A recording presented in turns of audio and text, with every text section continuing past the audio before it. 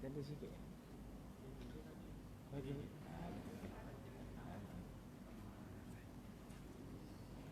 macam mana ada tanda sini asyik. Oh ni no. Tu. Terakhir.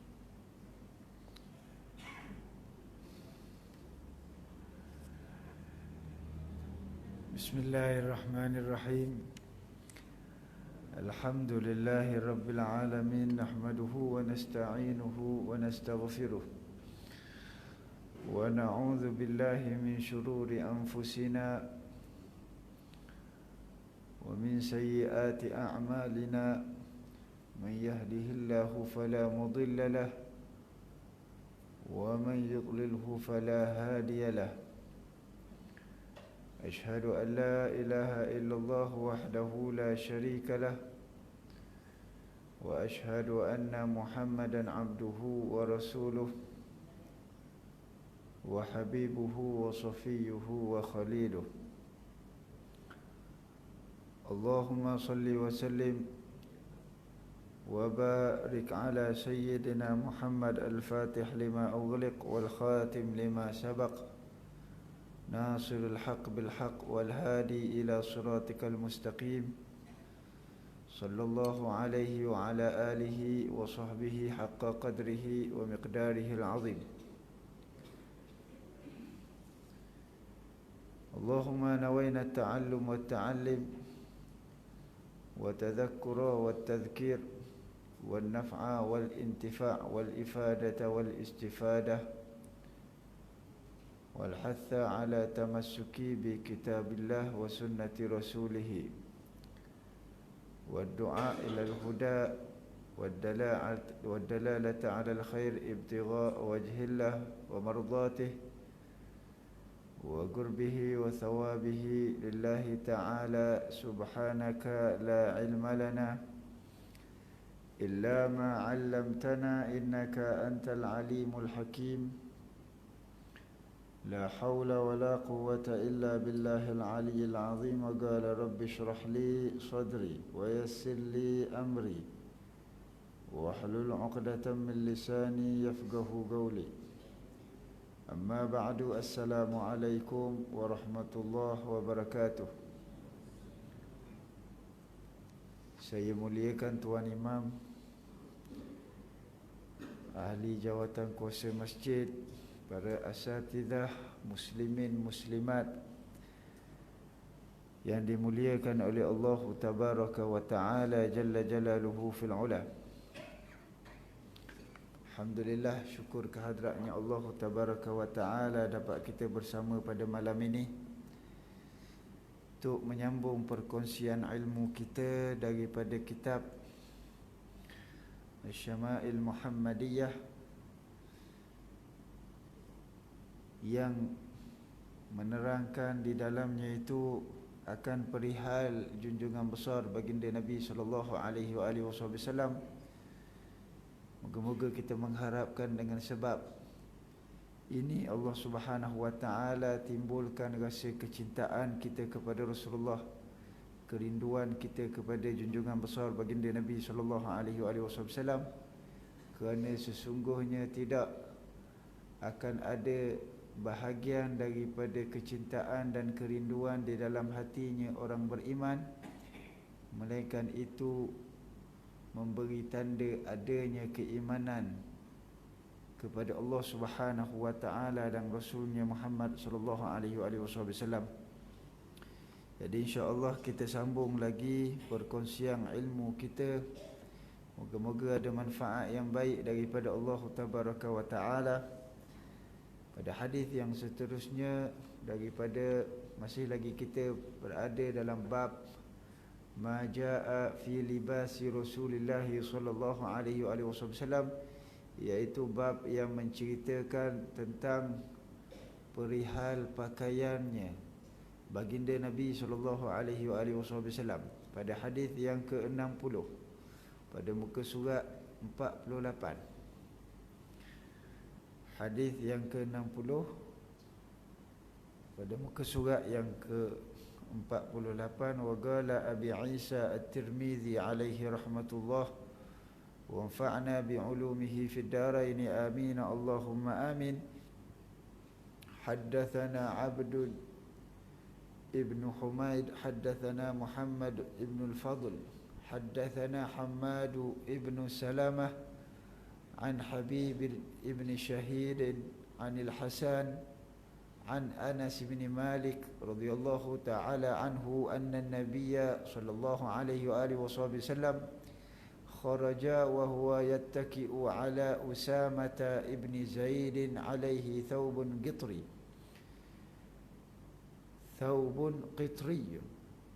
قد توشح به فصلى بهم.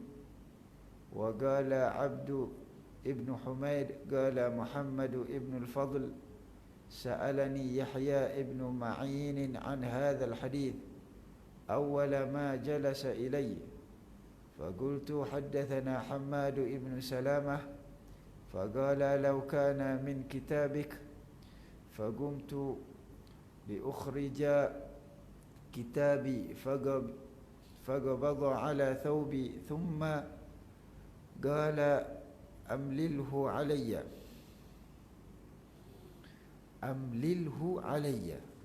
Itu kena baiki sikit tu. Lafaz perkataan di situ amlilhu alayya. Lam tu nak kena ada dua. Alif, mim, lam, ha. Bacakannya amlilhu alayya fa inni akhafu alla alqaka. Qala fa amlaytuhu alayhi thumma akhrajtu kitabi fa qara'tu alayhi. Telah diberitahukan kepada kami, katanya Imam Tirmizi alaihi rahmatullah, wa anfa'na bi 'ulumihi fid darain amin Allahumma amin. Oleh Abdun bin Humaid, diberitahukan kepada kami oleh Muhammad ibn al-Fadl, diberitahukan kepada kami oleh Hammad bin Salamah daripada Habib ibn Shahid daripada Al-Hasan. Al-Hasan di sini adalah Al-Hasan Basri radhiyallahu taala anhu. Al-Hasan al-Basri radhiyallahu taala anhu, sayyidut tabi'in, penghulu bagi golongannya at-tabi'in, seorang tokoh ulama yang masyhur. Daripada Sayyidina Anas bin Malik radhiyallahu taala anhu bahawasanya kharaja anna bahawasanya baginda Nabi sallallahu alaihi wasallam keluar dari rumahnya untuk solat dengan berpaut kepada Sayyidina Usamah bin Zaid radhiyallahu taala anhu.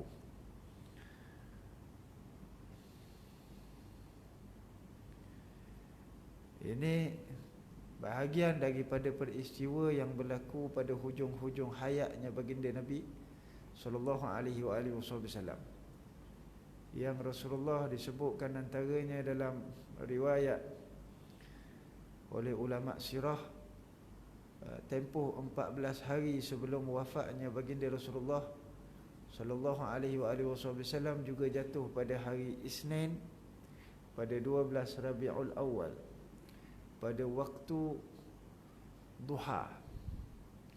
Wafatnya junjungan baginda Rasulullah yang sebelum itu Rasulullah melalui keadaan sakit, demam. Dalam riwayat disebut demam yang panas, sehingga demamnya itu kepanasan,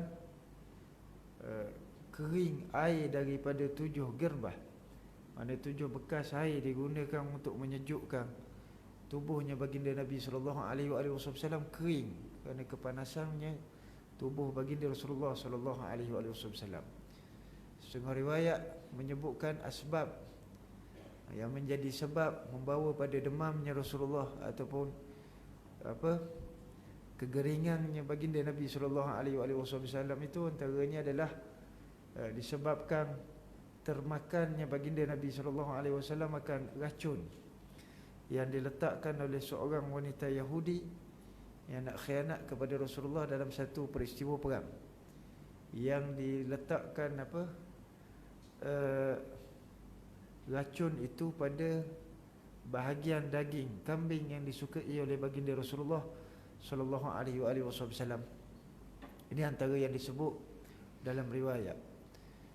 Dan Rasulullah dalam tempoh itu mengalami demam yang panas, sehingga juga disebutkan bahawasanya Rasulullah mengikat kepalanya dengan ikatan yang sangat kuat untuk meredakan rasa sakit kepala akibat kepanasan tubuh ketika itu.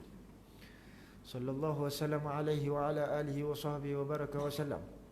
Di keadaan itu menggusarkan kebanyakan daripada para as-sahabah ridwanullahu ta'ala alaihim ajma'in.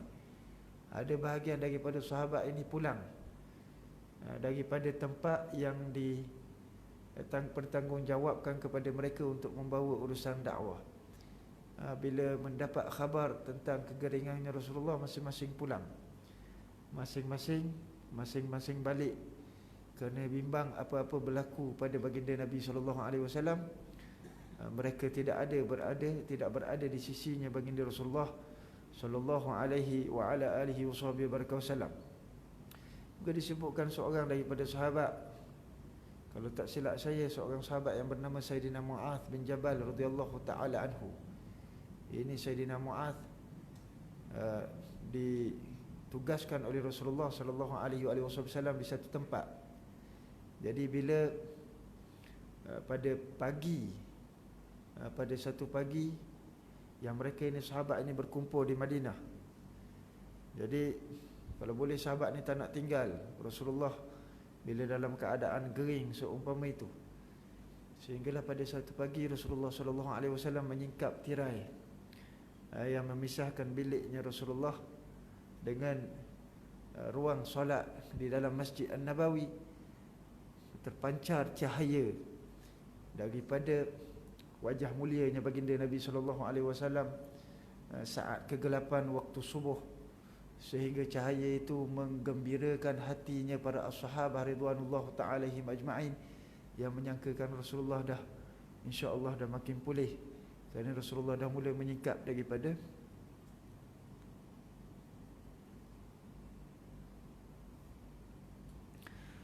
mula membuka tirai kamar yang memisahkan antara biliknya Rasulullah dengan ruang solat. Dalam keadaannya Rasulullah sallallahu alaihi wasallam mengukir senyuman. Jadi sahabat ketika itu rasa senang hati, sehingga masing-masing pun sebahagiannya membuat keputusan untuk balik kembali di tempat yang dipertanggungjawabkan pada mereka pada urusannya dakwah, termasuklah Sayyidina Mu'adz bin Jabal radhiyallahu taala anhu. Jadi Sayyidina Mu'adz ini waktu dalam perjalanan untuk menuju ke tempatnya beliau, diriwayatkan Sayyidina Mu'adz ini ditugaskan oleh Rasulullah untuk menjadi gubernur di negara Yaman. Maka dalam perjalanannya Sayyidina Mu'adz sampai di pertengahan jalan, rasa tak sedap hati, nak patah balikkan yang arahkan dia untuk bertugas ini adalah Rasulullah. Takutkan tidak menurut perintahnya Rasulullah. Tapi bila jalan ke depan itu terngiang-ngiang suara baginda Nabi sallallahu alaihi wasallam. Beberapa ketika Sayyidina Mu'adz ini berjalan ke depan, berhenti, nak patah balik, rasa takut kerana ini perintahnya Rasulullah. Diteruskan lagi, mungkin diteruskan ke depan, terngiang-ngiang suaranya baginda Nabi sallallahu alaihi wasallam, sehingga disebutkan Sayyidina Mu'adz membuat satu keputusan untuk pulang kerana tak tahan terngiang-ngiang suaranya Rasulullah, rasa tak sedap hati sangat. Yalah, orang dulu bukannya ada telefon macam kita ni nak tanya khabar berita. Maka Sayyidina Mu'adz mengambil keputusan untuk pulang ke Madinah. Waktu sampai ke Madinah, saat itu Rasulullah sallallahu alaihi wasallam telah berpindah ke Rafiqil A'la, menghadapnya Allah tabaraka wa taala. Maka ini perihalnya mereka para as-sahabah ridwanullahu ta'ala alaihim ajma'in pada hujung-hujung hayatnya baginda Rasulullah. Termasuklah peristiwa yang diriwayatkan dalam hadis ini, yang Rasulullah berpaut dengan Sayyidina Usamah bin Zaid radhiyallahu ta'ala anhu untuk masuk ke ruang solat. Juga disebutkan bahagian daripada riwayat yang lain, Rasulullah berpaut sebelahnya dengan Sayyidina Usamah bin Zaid, sebelah lagi dengan Sayyidina Ali. Pada riwayat yang lain disebutkan yang sebelah lagi itu Sayyidina Fadl bin Abbas, iaitu anak Sayyidina Abbas. Di bahagian hadapannya Rasulullah, yang mengiringi Rasulullah ketika itu adalah Sayyidina Abbas radhiyallahu taala anhu, untuk Rasulullah masuk ke ruang solat. Yang ketika itu baginda Nabi SAW memakai pakaian qitri. Ini hal keadaan ketika itu yang nak disebutkan dalam riwayat ini, bahawa Rasulullah SAW memakai pakaian qitri. Pakaian qitri disebutkan nota di bawah itu sejenis pakaian yang diperbuat daripada katun, iaitu kain koton yang kasar, dan kainnya berasal dari Bahrain, dari Qatar. Juga disebutkan kain al-qitri ini adalah satu daripada jenis selimut yang datang daripada negara Yaman, yang diperbuat daripada negara Yaman. Jadi dipakai oleh Rasulullah SAW. Dengan cara Rasulullah memakai itu, diselempangkan di atas bahu baginda Nabi sallallahu alaihi wa ala alihi wa sahbihi wa baraka wasallam. Maknanya diselempangkan, katanya ulama, ada 3 keadaan. Dengan keadaan yang pertama, Rasulullah sallallahu alaihi wasallam selendangnya itu ataupun kain ketrinya itu Rasulullah letakkan di atas kedua bahunya baginda Rasulullah sallallahu alaihi wasallam. Ni kain muka yang ni saya lipat ni. Kain yang besar tu macam kain selimut. Jadi Rasulullah letakkan di atas bahunya baginda Nabi sallallahu alaihi wasallam. Pandangan yang kedua, katanya ulama, Rasulullah selempangkan seumpamanya orang yang ihram itu. Ittiba. Seumpama ini. Pendapat yang ketiga menyebutkan bahawasanya Rasulullah sallallahu alaihi wasallam meletakkan kainnya itu di belakang lehernya baginda Nabi sallallahu alaihi wasallam, dan Rasulullah menggulungkan di leher mulianya baginda Rasulullah sallallahu alaihi wasallam dengan kain qitri itu. Dan Rasulullah masuk bersama dengan keadaan itu, menunaikan solat bersama dengan para as-sahabah radhiyallahu ta'ala alaihim ajma'in. Dan ini menunjukkan kepada kita pentingnya perihal akan solat dititik beratkan oleh junjungan besar baginda Nabi sallallahu alaihi wasallam, walaupun dalam keadaan yang macam mana pun, selaginya roh tidak bercerai dari badan, selagi akal masih waras, maka dipertanggungjawabkan kepada kita untuk melakukan solat.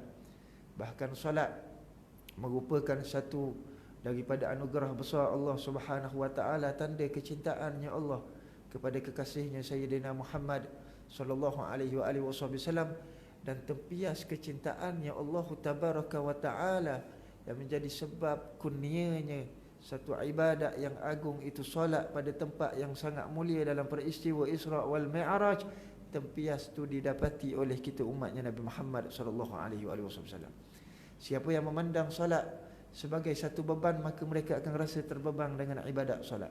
Siapa-siapa yang merasakan solat itu merupakan satu titik percintaannya Allah kepada hambanya, maka seseorang itu akan seronok melakukan solat.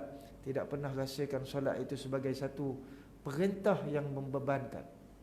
Bayangkan, solat ini merupakan satu-satunya ibadat yang baginda Nabi SAW terima pada tempat yang mulia dalam peristiwa Isra wal Mi'raj, pada tempat yang tidak pernah disampai oleh mana-mana makhluknya Allah tabaraka wa ta'ala.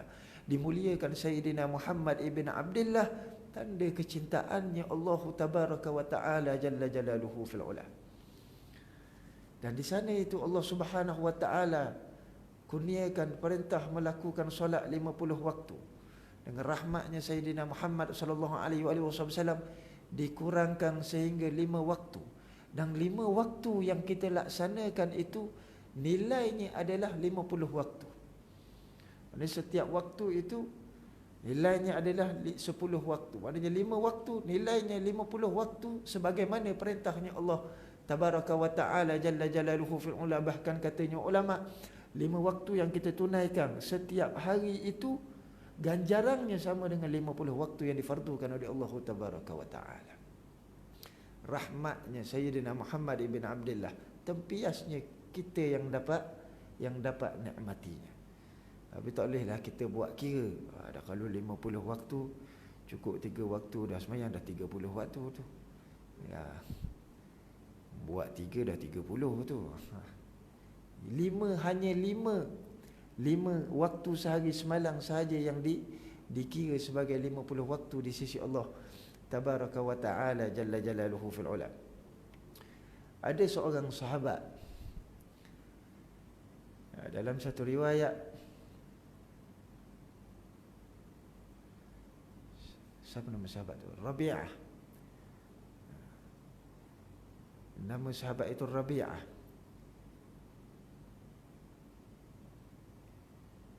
Satu hari beliau ini dapat khidmat dengan baginda Rasulullah. Ini hari itu susung-susung punya waktu. Jadi giliran dia, peluang dia dapat bermalam di sisinya Rasulullah bersama dengan baginda Nabi sallallahu alaihi wasallam. Jadi beliau ni ambil peluang untuk khidmat kepada Rasulullah. Siapkan tempat air wuduknya Rasulullah, siapkan makan untuk Rasulullah, siapkan apa-apa keperluannya baginda Nabi sallallahu alaihi wasallam.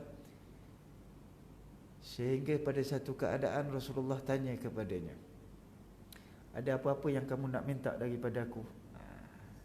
Rasulullah tawarkan, ada apa-apa nak minta, wahai Rabi'ah? Maka jawab ini sahabat, wahai Rasulullah, saya ni nak minta agar kamu memohon supaya saya nanti di akhirat dapat menemanimu dalam syurganya Allah Subhanahu wa ta'ala. Maka ditanya oleh Rasulullah, lagi selain daripada itu? Tak ada dah selain daripada itu, wahai Rasulullah. Yang aku nak adalah untuk menemanimu, wahai Rasulullah, sampai dalam syurganya Allah tabaraka wa ta'ala. Bukan sekadar minta masuk dalam syurga ni. Kita cukuplah minta masuk dalam syurga, jadilah Rasulullah. Nak apa lagi duduk dalam syurga? Tapi di sisi sahabat yang dalam hatinya itu penuh kecintaan kepada junjungan besar baginda Nabi sallallahu alaihi wasallam, nak minta supaya nanti dalam syurga dapat menemanimu, wahai Rasulullah. Maka jawab baginda Nabi sallallahu alaihi wasallam, fa'inni, maka bantulah aku untuk mencapai apa yang kamu nak ini, bikathratis sujud, dengan banyaknya bersujud kepada Allah Subhanahu wa ta'ala. Maknanya apa? Maknanya perbanyakkan solat, katanya ulama. Bila Rasulullah sallallahu alaihi wasallam nyatakan di situ dengan perbanyakkan sujud, bermakna perbanyakkannya solat. Kerana tidak ada orang sujud semena-mena, sujud semata-mata, melainkan sujudnya di dalam solat. Walaupun sujudnya syukur juga merupakan bahagian daripada perbuatannya solat. Wah, kata. Kemudiannya dinyatakan oleh baginda Nabi sallallahu alaihi wasallam, bantu aku untuk capaikan hajatmu ini bikathratis sujud, dengan banyak sujud kepada Allah, banyakkan bersolat. Nak capai maksud untuk dapat menemani baginda Nabi sallallahu alaihi wasallam, perbanyakkan waktu hidup itu menunaikan solat. Kerana di dalam solat itu adalah penghubung diri kita dengan baginda Nabi sallallahu alaihi wasallam. Tidak dibawa solat itu turun ke bumi, melainkan di dalamnya itu dihayati satu pertemuan kekasih dengan kekasih. Dan tidak disampaikan solat itu kepada umatnya, melainkan tanda kecintaannya kekasih kepada umatnya sallallahu alaihi wasallam. Sehingga Rasulullah bersabda dalam sebuah hadis, sallu kama raaitumuni usalli, solatlah kamu sebagaimana kamu lihat aku solat. Nampak perbuatan solat itu menyambung peribadi al-musalli, orang yang menunaikan solat, dengan orang yang mengajarkan ianya tentang solat, iaitu Rasulullah sallallahu alaihi wasallam. Kerana itu diajarkan oleh ulama bahawa kita ni nak belajar solat, nak tahu tentang solat, belajar solat, itu belajar dengan guru yang bersambung sanadnya, supaya kita melihat, kita merasai, kita menghayati perbuatan solat guru itu yang bersambung. Beliau itu melihat daripada gurunya, daripada gurunya, daripada gurunya, daripada gurunya, sehingga sampai kepada golongan at-tabi'in yang melihat sahabat ridwanullah ta'alaihim ajma'in bersolat, dan para as-sahabah melihat junjungan besar baginda Nabi sallallahu alaihi wasallam. Saat kita melakukan solat itu bersambung, kecintaan yang bersambung daripada guru kepada guru sampai kepada kecintaannya para as-sahabah ridwanullah ta'alaihim ajma'in yang mengikut solatnya baginda Nabi sallallahu alaihi wasallam. Kerana itu Rasulullah pada hujung nyawanya baginda Nabi sallallahu alaihi wasallam wasiat baginda Rasulullah, as-salah as-salah wa ma malakat aymanukum.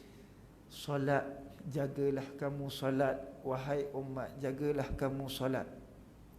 Banyak perihal yang dikaitkan dengan ibadat kepada seorang hamba dengan Allah Subhanahu wa taala, itu yang diperingatkan oleh baginda Nabi sallallahu alaihi wasallam, as-salah as-salah.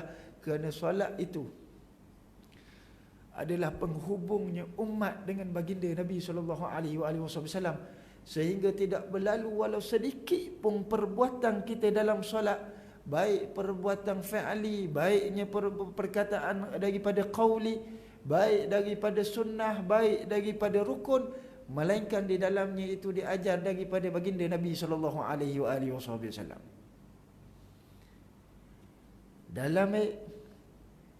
Dalam Al-Quran Allah Subhanahu wa taala nyatakan perintah tentang solat, tapi Allah tidak sebutkan satu persatu tentang solat, melainkan satu persatu pergerakan bacaan di dalam solat itu diajarkan oleh baginda Nabi sallallahu alaihi wasallam. Dan kemuncak kecintaan kepada Rasulullah di saat pada hujung solat kita itu kita menyampaikan salam, sebagaimana disampaikan oleh Allah Subhanahu wa taala dalam peristiwa Isra' wal Mi'raj kepada junjungan besar baginda Nabi sallallahu alaihi wasallam, saat Rasulullah menghadap Allah min ghairi kaifin wan hisarin, tanpa cara bagaimana dan keadaan yang macam mana, Rasulullah melafazkan at-tahiyyatul mubarakatus salawatut tayyibatu lillah. Difirmankan oleh Allah Subhanahu wa taala menyambut salam daripada kekasihnya, mengucapkan salam kepada kekasihnya, assalamu alayka ayyuhan nabiyyu wa rahmatullahi wa barakatuh. Dan itulah ucapan yang kita ucap paling kurang 5 waktu sehari semalam. Paling kurang 5 waktu sehari semalam kita mengucapkan salam kepada baginda Nabi sallallahu alaihi wasallam. Dalam sebuah riwayat, antaranya yang diriwayatkan oleh Imam Hakim di dalam Mustadraknya, sabdanya baginda Nabi sallallahu alaihi wasallam, ma min ahadin yusallim alayya illa radda alayya ruhi hatta arudda alaihi salam. Tidak seseorang itu mengucapkan salam kepada aku, kata Rasulullah, kecuali Allah kembalikan ruhnya aku untuk aku kembali menjawab salam yang diberi oleh umat aku. Maka tidak syak lagi, hakikat daripada salam yang kita ucapkan paling kurang 5 waktu sehari semalam itu dijawab oleh baginda Nabi sallallahu alaihi wasallam. Tinggal lagi telinga kita ini yang ada hijab dengan dosa, dengan maksiat, dengan kelalaian, terhalang daripada mendengar suara mulia baginda Nabi sallallahu alaihi wasallam menjawab salam. Bahkan di sisi mereka orang-orang yang mulia, orang yang jujur hatinya, yang sedik hatinya, Allah Subhanahu wa taala kurniakan nikmat mendengar jawapan salam baginda Nabi sallallahu alaihi wasallam setiap kali daripada melakukan solat. Satu orang ulama, dia solat bersama dengan jemaah dan muridnya. Daripada tahiyat akhir tu lama sangat, tak bagi salam pun lagi. Jadi murid yang belakang ni, jemaah yang belakang dah bimbang dah, kata apa jadi ni, kata. Ini meninggal tengah semayang ke wala apanya. Sehinggalah sampai pada waktu yang tempohnya sangat panjang baru dia beri salam. Assalamualaikum, Assalamualaikum warahmatullahi wabarakatuh, Assalamualaikum warahmatullahi wabarakatuh. Kemudian selesai daripada urusannya solat, ditanya oleh jemaahnya, tuan, kenapa lama sangat ni? Kenapa lama sangat tak jawab, tak bagi salam lagi? Maka dijawab oleh ulama ini, sesungguhnya aku terpaksa ulang salam kepada baginda Nabi SAW kerana aku tidak mendengar jawapan salam daripadanya. Dengan makna setiap kali dia beri salam itu memang dia mendengar jawapan salam daripada baginda Nabi SAW. Sehingga ditanya oleh muridnya, bagaimana Tuan Syekh kalau memang tak dengar suaranya Rasulullah menjawab salam? Nescaya roh aku ini akan keluar untuk mencari baginda Nabi SAW. Ini orang yang cinta kepada junjungan besar baginda Nabi SAW, yang menemui cinta itu di dalam setiap kali melakukan salat. Moga-moga Allah Subhanahu Wa Taala menjadikan kita ini orang yang diberi kekuatan oleh Allah untuk mendirikan salat.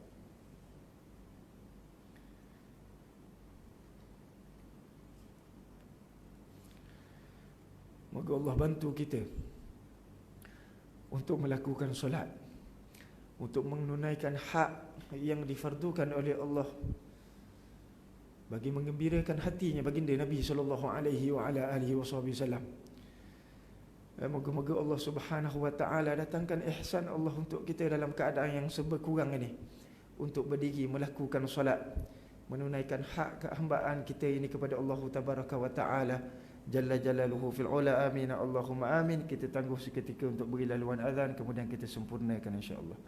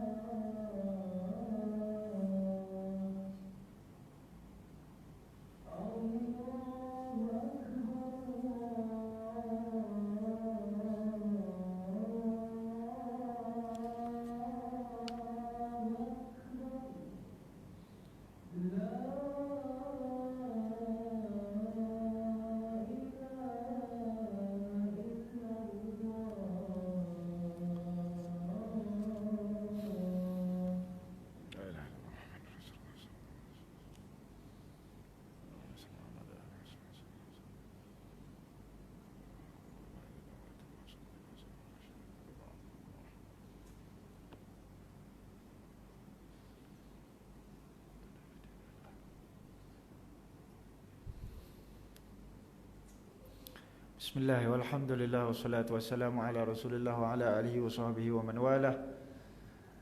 Wa ba'du, berkata Abdun bin Humaid, berkata Muhammad bin Al-Fadl, aku ditanya oleh Yahya bin Ma'in tentang hadis ini pada kali pertama dia duduk belajar denganku. Yakni Yahya bin Ma'in itu belajar dengan seorang periwayat dalam hadis ini, perawi dalam hadis ini, iaitu Muhammad bin Al-Fadl. Jadi beliau Yahya bin Ma'in ini bertanya akan hadis itu kepada Muhammad bin Al-Fadl. Maka aku, iaitu Muhammad bin Al-Fadl, meriwayatkan hadis ini, haddatsana Hammad bin Salamah, sebagaimana yang disebutkan dalam riwayat ini. Lalu Yahya, ketika itu Yahya bin Ma'in memotong cakapku, kalau boleh kamu riwayatkan hadis ini daripada kitab kamu. Maknanya Yahya bin Ma'in dia minta supaya gurunya itu Muhammad bin Al-Fadl itu berikan satu riwayat yang ditulis di dalam kitabnya, yang diambil daripada gurunya. Maka aku pun, katanya Muhammad bin Fadl, aku pun bangun untuk mengeluarkan kitabku, iaitu dengan makna nak balik, nak ambil kitab dia lah, nak ambil kitab yang dia tulis tentang hadis ini, nak dibacakan kepada Yahya bin Ma'in. Lalu Yahya menggenggam bajuku dan berkata, bacakan hadis ini secara hafalan kepadaku untuk aku catat. Aku khawatir tidak dapat bertemu kamu lagi selepas ini. Ini subhanallah, mereka para ulama dalam menuntut ilmu sentiasa memanfaatkan setiap waktu yang ada bersama dengan mereka itu dalam keadaan menuntut ilmu dengan guru mereka. Nak manfaatkan. Yang tadi itu boleh dia nak minta supaya Muhammad bin Al-Fadl ini meriwayatkan hadis ini yang dia catat daripada gurunya. Apabila katanya Muhammad Al-Fadl, kalau macam tu tak apalah, dia pergi ambil kitab untuk dia baca. Katanya Yahya, pegang baju dia, baca dulu yang kamu hafal itu. Yang kamu hafal itu baca dulu, biar aku catat yang tu dulu. Sebab bimbang nanti kamu balik ambil kitab tak tahu apa benda yang berlaku, tak sempat aku nak dengar hadis ini. Subhanallah. Dia nak manfaatkan, tak nak tangguh-tangguh benda yang berkaitan dengan ilmu. Yang kadang-kadang ini mereka para ulama menempuh perjalanan yang sangat jauh hanya untuk satu hadis. Disebut pada riwayat ada seorang ulama nak mengambil satu hadis daripada seorang guru, menempuh perjalanan selama sebulan. Sebulan perjalanan sampai jumpa guru itu, ambil satu hadis. Subhanallah. Jadi kerana itu setiap waktu mereka akan manfaatkan. Tak apa yang dicatat, bagi yang hafal dulu. Yang dicatat dulu yang hafal ini. Kemudian Muhammad bin Fadl membacakan secara hafalan, kemudian barulah dia mengeluarkan, dia ambil balik kitab dia, keluarkan dan bacakan semula riwayat yang datang, yang ditulis daripada kitabnya. Subhanallah. Maka perkara ini yang disebutkan oleh Al-Imam Tirmizi nak menunjukkan bagaimana himmahnya mereka para ulama dalam menuntut ilmu. Hadis yang seterusnya, haddatsana Suwaid ibn Nasr, haddatsana Abdullah ibn al-Mubarak an Sa'id bin Iyas al-Jurairi an Abi Nadrah an Abi Sa'id al-Khudri qala kana Rasulullah sallallahu alaihi wasallam idza istajadda thawban sammahu bismihi imamatan aw qamisan aw ridaan thumma yaqulu Allahumma lakal hamdu kama kasawtanihi as'aluka khairahu wa khaira ma suni'a lahu wa a'udzu bika min syarrihi wa syarri ma suni'a lahu.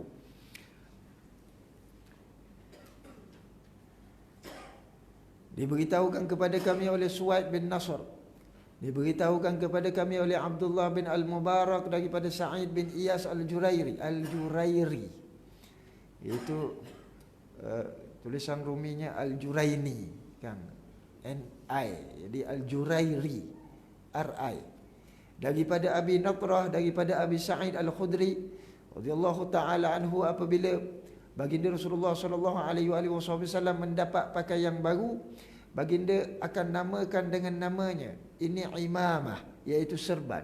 Ini gamis, iaitu kemeja ataupun yang umpama yang kita pakai, kita sebut tentang qamis pada perbahasan kita yang lepas, ataupun rida, selendang. Kemudian Rasulullah membacakan doa, Allahumma lakal hamdu kama kasautani. Ya Allah, hanya bagimu segala pujian sebagaimana engkau memberikanku pakaian. As'aluka khairahu wa khaira ma suni'a lahu. Aku memohon kepadamu kebaikannya dan aku memohon kebaikan tujuan baju ini dibuat. Wa a'udzubika min syarrihi wa syarri ma suni'a lahu. Dan aku memohon kepadamu, aku berlindung kepadamu daripada keburukan dan berlindung daripada keburukan tujuan baju ini dibuat untuk takabur, sombong dan sebagainya. Wa hakadha, satu daripada sunnahnya baginda Nabi sallallahu alaihi wa ala alihi wa sahbihi wa baraka wasallam adalah menamakan bajunya. Menamakan bajunya ini adalah dengan menyebutkan apabila Rasulullah sallallahu alaihi wasallam ingin memakai umpamanya baju, maka Rasulullah akan sebut alhamdulillah. So umpama dalam riwayat yang lain doanya Rasulullah, alhamdulillahilladzi kisani hadha thawb.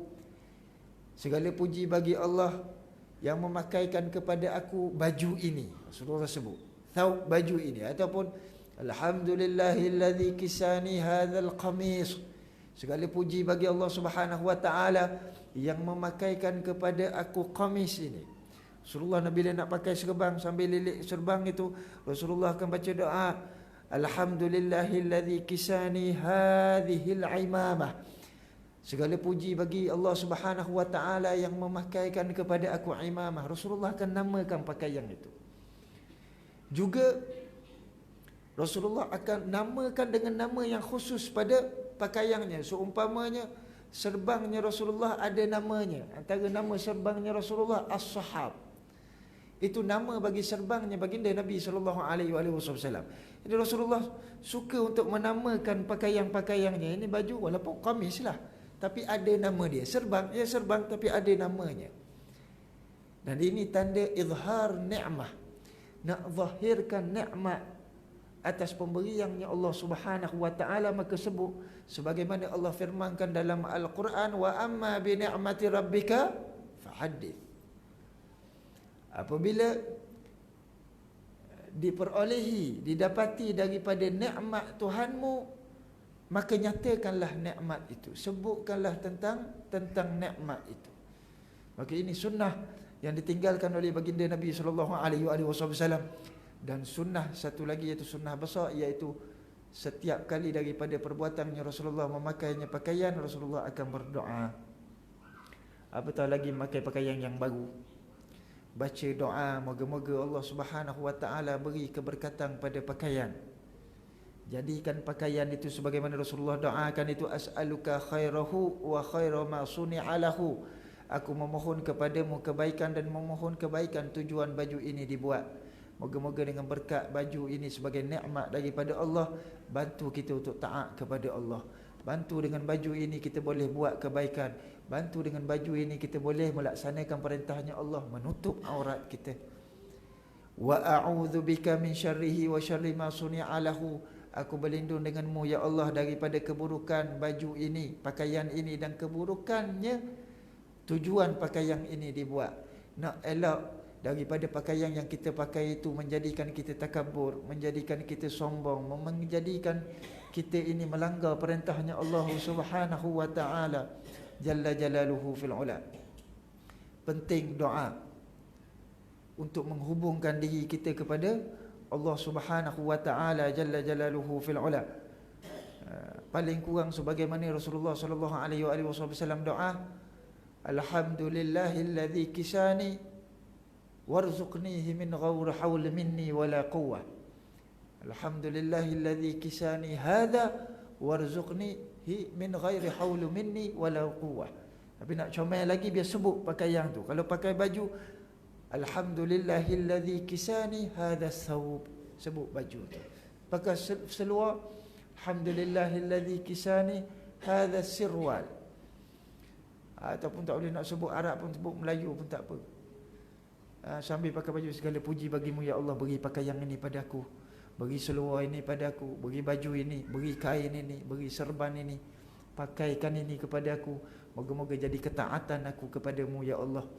Doa disebutkan dalam sebuah riwayat, siapa yang, katanya baginda Nabi SAW, siapa yang dapat pakaian baru dan membacakan doa alhamdulillahilladzi kisani hadza, maka Allah Subhanahu wa taala ampunkan segala dosa-dosanya yang telah lalu. Subhanallah. Hanya pakai baju terampung dosa. Kita setiap hari berapa kali kita tanggal pakai baju? Kita tanggal pakai baju, tanggal pakai berapa kali setiap hari? Bayangkan setiap kali kita pakai itu, dahlah buka pun baca doa. Buka baju pun ada doa. Bismillahilladzi la ilaha illahu. Paling mudah buka baju. Bismillahilladzi la ilaha illahu. Buka baju. Pakai pula baju. Alhamdulillahilladzi kisani hadza. Paling kurang gitu pun tak apalah. Ataupun nyatakan, sebutkan syukur aku syukur padamu ya Allah, segala puji bagimu ya Allah, yang beri, yang pakaikan aku baju ini, yang pakaikan aku kain ini, yang pakai. Bayang setiap waktu yang kita buat dengan doa itu, ghufira lahu ma taqaddama min dhanbihi, diampunkan segala dosa-dosanya yang telah lalu. Maka tidak syak lagi orang yang berdoa setiap kali pakai baju, memang tidak ada dosa. Kerana terampung dosanya. Daripada kemuliaan sebuah doa, kerana yang nak memberi keampunan kepada hambanya itu adalah Al-Ghafir, luas maghfirahnya, luas keampunannya. Tinggal lagi bagaimana kita nak ambil bahagian daripada keluasan keampunan itu. Allah firmankan dalam Al-Quran, Udu'uni astajib lakum, mintalah pada aku wahai hamba, aku perkenankan. Allah dah siapkan perkenan itu untuk pada setiap doa. Cuma Allah minta kita doa je, panggil dia, sebut dia, rintih kepada dia pada setiap perkara yang kita buat. Kerana itu Al-Imam Al-Ghazali alaihi rahmatullah tertibkan kehidupannya hamba yang beriman kepada Allah, antaranya dirakamkan di dalam kitab Bidayatul Hidayah, daripada awal celak mata, daripada awal celak mata sampai tutup balik mata untuk tidur, semuanya doa. Celak mata, mula-mula bangun tidur dah doa, dah bangun doa, masuk bilik air doa, keluar bilik air doa. Doa, jalan pun doa, pergi ke masjid doa, pakai baju doa, buka baju doa, nak makan doa, nak minum doa, sampai ke nanti nak tidur pun doa. Allah nak kita berhubung dengan dia. Allah nak kita sentiasa bersama dengan Allah Subhanahu wa taala melalui doa. Kerana itu disabdakan oleh baginda Rasulullah, ad-doa silahul mu'minin. Doa itu adalah senjata orang yang beriman. Apa maksud senjata orang yang beriman? Dengan doa sahaja akan memerangi segala perkara yang menghalang hubungan kita dengan Allah Subhanahu wa taala. Doa itu merupakan senjata yang nak memerangi segala perkara yang menghalang diri kita ini dengan Allah Subhanahu wa taala, sehingga yang tinggal dekatnya diri kita dengan Allah saat kita menadah tangan mengharap hanya kepada Allah Tabaraka wa taala.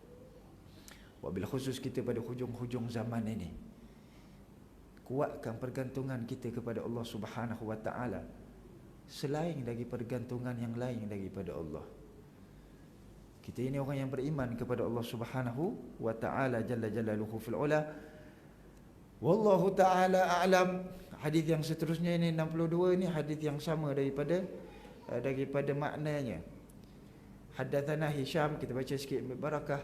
Haddatsana Hisham ibnu Yunus al-Kufi, haddatsana al-Qasim ibnu Malik al-Muzani an al-Jurairi an Abi Nadrah an Abi Sa'id al-Khudri an Nabi sallallahu alaihi wasallam nahwahu. Diberitahukan kepada kami oleh Hisham bin Yunus al-Kufi, diberitahukan kepada kami oleh Al-Qasim bin Malik al-Muzani, daripada Al-Jurairi, daripada Abi Nadrah, daripada Abi Sa'id al-Khudri radhiyallahu taala anhu, daripada Nabi sallallahu alaihi wasallam, baginda bersabda seumpama hadis yang sebelum itu tentang doanya baginda Nabi sallallahu alaihi wasallam ketika memakai pakaian. Jadi sekadar itu apa yang kita kongsikan pada malam ini, moga-moga sedikit sebanyak dapat manfaat daripada Allah Subhanahu wa taala, daripada apa yang kita boleh renungi di dalam perbahasan perkongsian kita pada malam ini adalah sesuatu yang saling berkaitan. Yang pertamanya tadi adalah tentang solat, dan yang keduanya adalah tentang doa. As-solat adalah doa. Doa itu adalah bagaimana kita bertawajuh kepada Allah Subhanahu wa taala saat kita melakukan solat. Moga-moga Allah Subhanahu wa taala sentiasa hidupkan dua perkara besar ini dalam diri kita, insya-Allah. Setiap masa pada seluruh kehidupan kita, insya-Allah, moga-moga ia menjadi penghubung kita dengan Allah, penghubung kita dengan baginda Nabi sallallahu alaihi wa ala alihi wasahbihi wa baraka wasallam. Kita bermohon kepada Allah Subhanahu wa taala, moga-moga Allah beri manfaat yang baik daripada perkongsian ilmu kita pada malam ini. Moga-moga Allah menjadikan ini bahagian daripada sebab untuk menghubungkan hati kita dengan Allah dan hubungkan hati kita dengan Rasulullah sallallahu alaihi wasallam. Moga-moga daripada sedikit sebanyak perkongsian kita pada malam ini, Allah Subhanahu wa taala tumbuhkan kecintaan, kerinduan, kasih sayang kita kepada junjungan kekasihnya Allah Tabaraka wa Ta'ala Jalla Jalaluhu fil ula. Sesungguhnya tiada yang memiliki keagungan cinta melainkan Allah, tiada yang akan menganugerahkan keagungan cinta melainkan Allah. Allahumma habibna ila habibika Muhammad, Allahumma habibna ila habibika Muhammad, Allahumma habibna ila habibika Muhammad. Ya Allah, ya Tuhan kami yang memiliki keagungan yang cinta, kurniakanlah kecintaan kepada kami kepada kecintaanmu Rasulullah sallallahu alaihi wasallam. Bantulah kami ya Allah untuk hidup dalam menjunjung sunnahnya kekasihmu ya Allah, berjalan di atas tariqah manhaj kekasihmu ya Allah.